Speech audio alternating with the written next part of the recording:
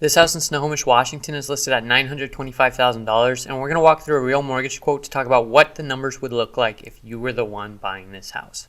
How much would your monthly payment be? How much cash would you need to bring all in with your down payment and your closing costs?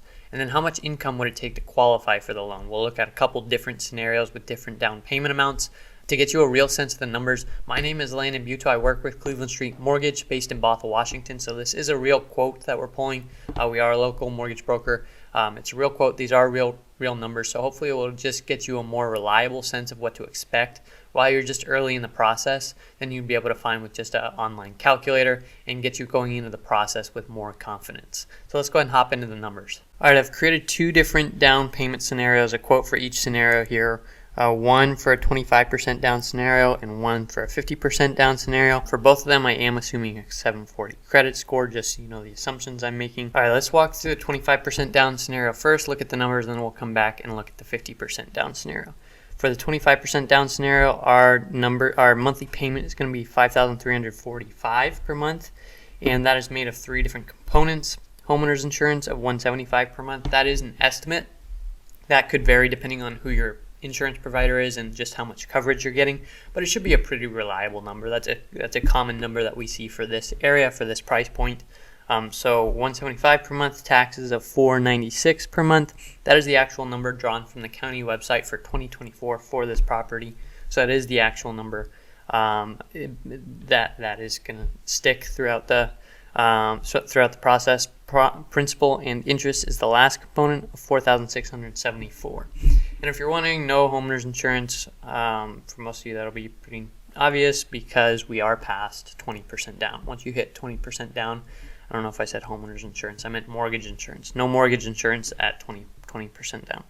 This principal and interest is based on your loan amount of $694,000 and your interest rate of 7.125%. Again, not an advertisement for that rate. It's not the exact rate you're going to get. It's not a guarantee for that rate. But that is based on today's rate, today's pricing, based on certain assumptions that I made coming into this loan. So not all those are going to be applicable to you. But broadly speaking, that is where rates are right now. So that should give you a good idea generally of what to expect. And then pop down here, closing costs. If you're looking at a house like this, you're probably familiar with closing costs. You've probably done this before. It's probably not your first house.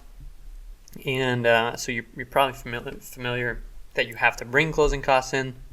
As far as what they're going to be, it will vary depending on several things. Two of the big things that are very impactful are what is your purchase price and what is your loan amount, because a lot of your costs are just very directly based on your loan amount or your purchase price. This is so $12,607 for this price point for this area. Broadly speaking, it's probably going to be $10,000 to $15,000, but again, it's going to vary quite a bit depending on several factors. So in this case, $12,607.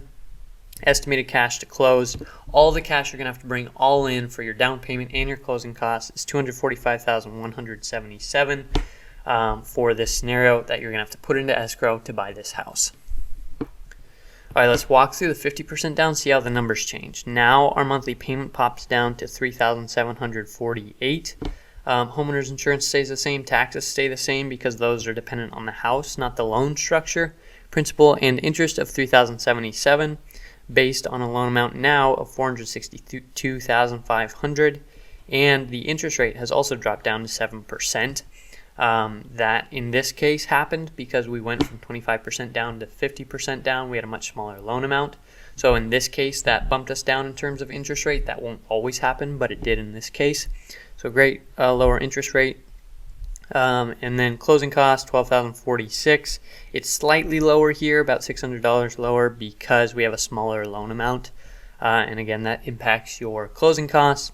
And so all the cash you're going to have to bring in for your 50% down payment plus your closing costs is $475,945 you're going to have to put into escrow in order to get this house in this situation. So real quick, what kind of income would it take to qualify for these loans? How much would you have to be making? Basically, for a conventional loan, you just take your total payment and you add any other monthly debts that you have, and then you multiply that whole number times 2, and that's the monthly income that you're going to have to be making, because basically lenders want to see a debt to income ratio of no greater than 50%. So in this scenario, in the 50% down scenario, you'd have to be making, what is that, $7,496 per month.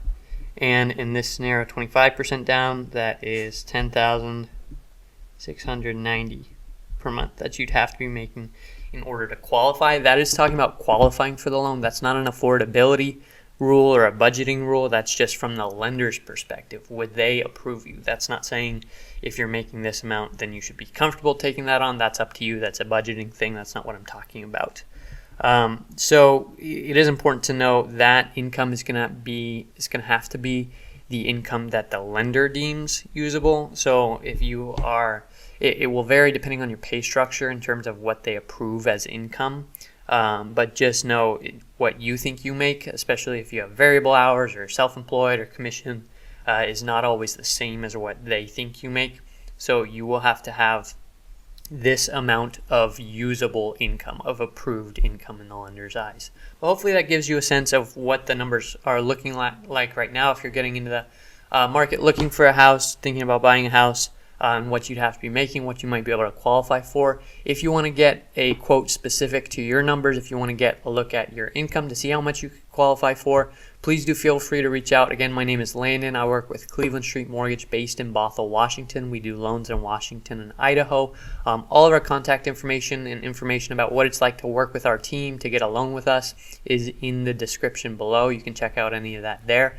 And if you're interested, please do reach out.